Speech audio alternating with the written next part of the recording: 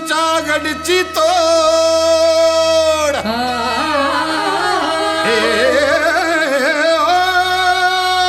और जगतरी गढ़िया सरियो सकलो सिर मोर।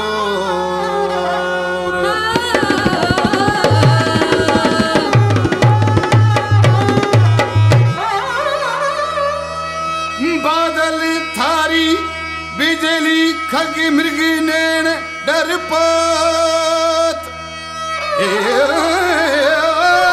चमके तेग चितौड़ रे दिल्ली पत धड़कात।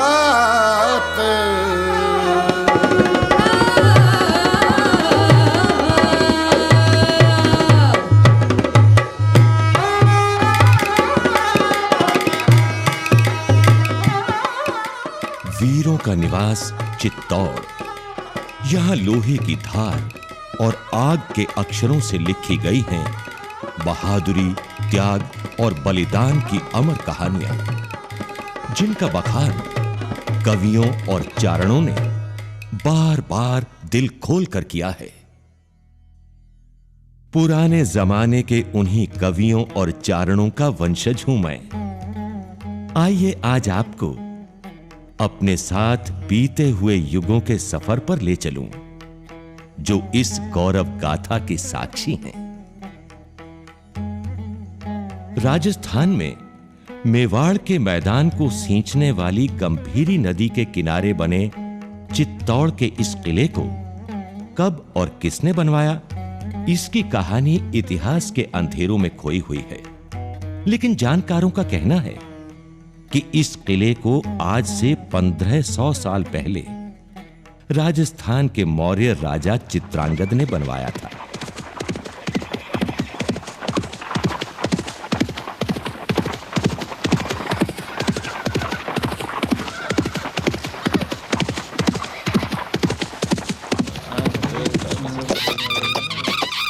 महाराज चित्रांगद की जय हो। प्रणाम महाराज। आइए अमात्यवर, आइए। और आप भी महाबलाधिकृत रुद्रदत्त, हमने आपको यहाँ एक आवश्यक मंत्रणा के लिए बुलाया है। तो आज्ञा कीजिए महाराज। अमात्यवर, आप जानते ही हैं कि उत्तर में हूणों के आक्रमणों ने गुप्त साम्राज्य को छिन्न भिन्न कर दिया है।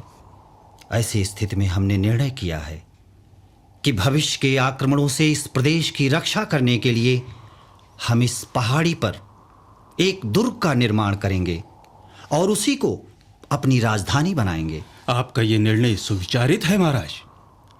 इस पहाड़ी से आसपास के सारे प्रदेश पर नियंत्रण रखा जा सकेगा।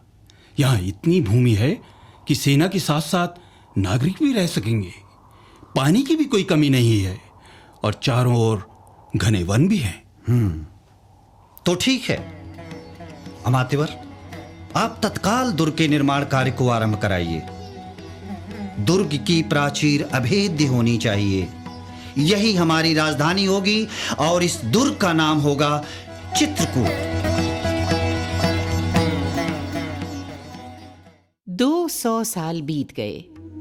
तभी राजस्थान के गहलोत वंश में एक ऐसे बालक का जन्म हुआ जो मौजूदा मेवाड़ की बुनियाद रखने वाला था।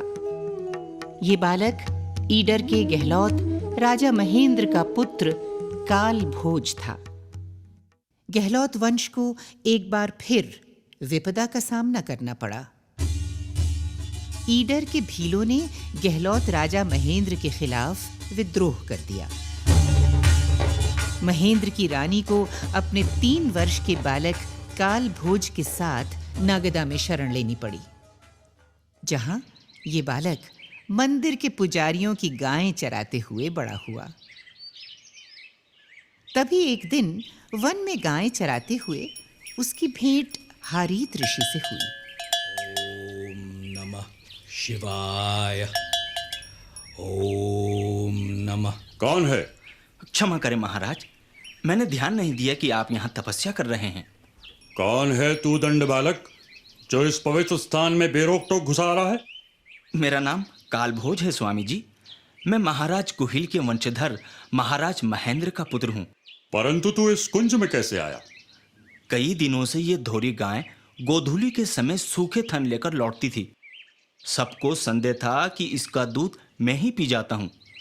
आज जब मैं इसके पीछे पीछे इस कुंज में आया तो देखा कि इसके थनों से दूध अपने आप झर रहा है। तभी आपने मुझे देख लिया। तू बड़ा भाग्यशाली है बालक। जहां तेरी गाय का दूध झर रहा था वो भगवान एकलिंग का पवित्र स्थान है। तुझ पर उनकी विशेष कृपा दिख रही है। कल से तू यहां आकर हमसे शस्त्र विद्या के साथ साथ शास्त्र विद्या भी ग्रहण कर।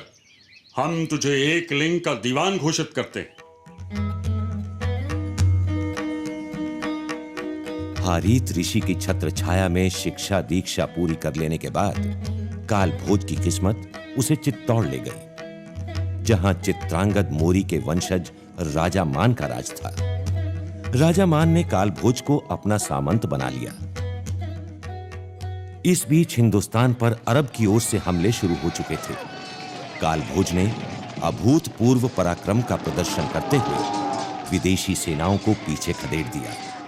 धीरे धीरे काल भोज की बढ़ती हुई लोकप्रियता ने अनेक सामंतों को उसके पक्ष में खड़ा कर दिया और सन 734 में इन सामंतों ने राजा मान की जगह काल भोज को चित्तौड़ की राजगद्दी पर बिठा दिया। एक लिंग के दीवान के साथ साथ काल भोज अब बप्पा रावल भी कहलाने लगा। हिंदुआ सूरज महाराज बप्पा रावल की जय। राजगुरु महाराज बप्पा रावल की जय। चक्रवर्ती महाराज बप्पा रावल की जय। बप्पा रावल ने अपने राज्य की सीमाओं का विस्तार किया और मेवाड़ को हिंदुस्तान के नक्शे पर स्थापित कर दिया। आज तक बप्पा रावल का नाम समूचे राजपूताने में बड़े सम्मान से लिया जाता है। हालांकि बप्पा रावल ने विदेशी हमलावरों को मुंह तोड़ जवाब दिया था, लेकिन रास्ता खुल चुका था। मेवाड़ के राजा जान की बाजी लगाकर अपनी आन बान शान का झंडा बुलंद रखते रहे। बहादुरी और बलिदान की ऐसी ही एक कहानी आज भी लोगों की जबान पर है। ऐसा कौन होगा जिसने चित्तौड़ की रानी पद्मिनी का नाम न सुना हो। 13वीं सदी के आखिरी हिस्से में चित्तौड़ पर रावल रतन सिंह का राज था। रतन सिंह का शौर्य और स्वाभिमान देश भर में जितना प्रसिद्ध था, उतनी ही प्रसिद्ध थी उनकी रानी पद्मिनी की सुंदरता।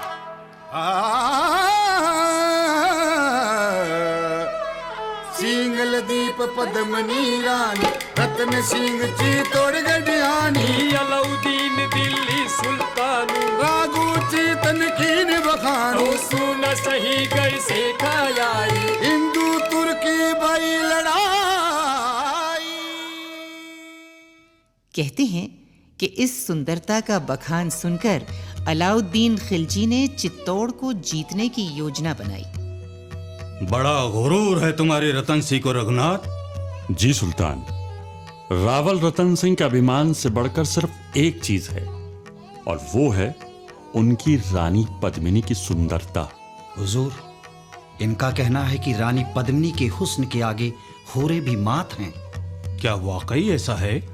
जी सुल्तान, कुंदन जैसी काया है, कमल जैसा मुखड़ा, हिरनी जैसी आंखें, गुलाब जैसे होंठ और काले नाक जैसी अलकें।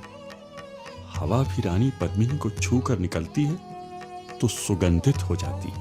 वल्लाह, फिर तो ऐसा नायाब हुस्न हमारे हरम की जीनत होना चाहिए। मलिक कफूर, चित्तौड़ के खिलाफ मुहिम की तैयारी कीजिए। हम रतन सिंह को उसकी सरकशी का सबब भी सिखाएंगे और रानी पद्मिनी को हासिल भी कर लाएंगे। गुजरात का रास्ता भी साफ हो जाएगा। एक तीर से कई शिकार होंगे। अलाउद्दीन खिलजी की सेना ने चित्तौड़ पर चढ़ाई करके दुर्ग के गिर्द घेरा डाल दिया।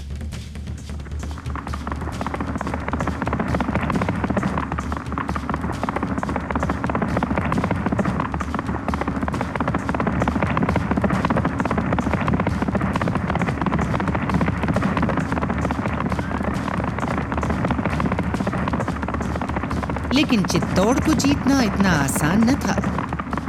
अंत में सुल्तान ने रावल रतन सिंह को